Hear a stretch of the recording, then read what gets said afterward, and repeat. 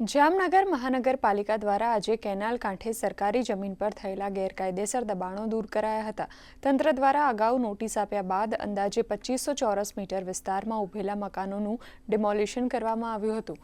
ચોમાસામાં વરસાદી પાણીના નિકાલમાં અવરોધરૂપ બનતા આ બાંધકામો હટાવવા 30 કર્મચારીઓની ટીમે કડક પોલીસ સુરક્ષા વચ્ચે આ કામગીરી પાર પાડી હતી।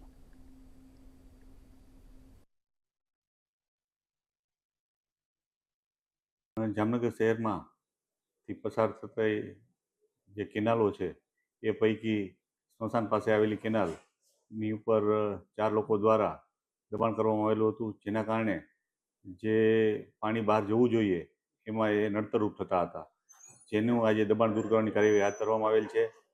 જે 3 મીટર પહોળાઈથી લઈ અને 50 મીટરની લંબાઈમાં આ દબાણ કરવામાં આવેલું હતું, જેને લીગલ પ્રક્રિયા પૂર્ણ કરી અને આજ રોજ એ દૂર કરવાની કાર્યવાહી હાથ ધરવામાં આવેલી છે।